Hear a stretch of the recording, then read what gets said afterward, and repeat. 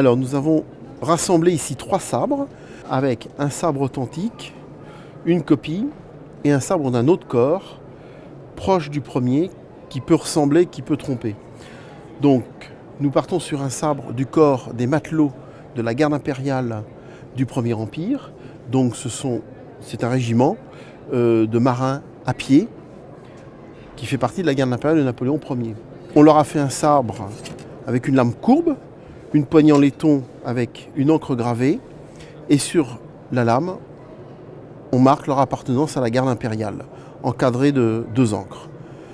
C'est un sabre qui est créé en 1804 et qui terminera son existence en 1815.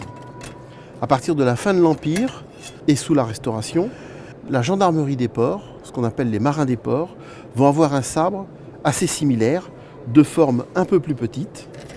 Quand on compare les 2 lames, celle-là est moins large, elle est plus courbe, elle n'a pas l'inscription de la garde impériale. Par contre, elle garde quand même le motif à l'encre et une poignée similaire. Certains faussaires se sont donc amusés à modifier ce sabre de la période de Restauration en un sabre de la garde impériale en appliquant une inscription garde impériale postérieure.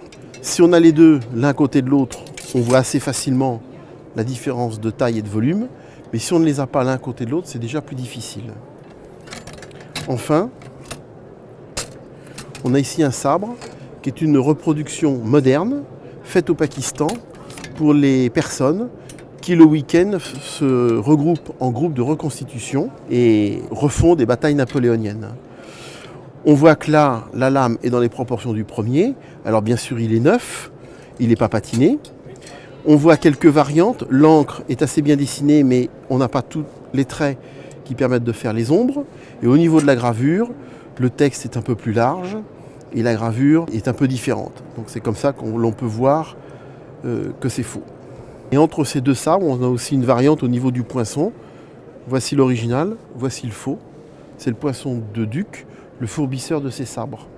De même, la rivure de la lame est assez différente. Sur l'original, elle est plus petite et en relief, alors que sur la copie, elle est très large. Et on voit que c'est une goupille moderne. Ça, c'est vrai que pour celui-là. Sinon, ce serait trop simple.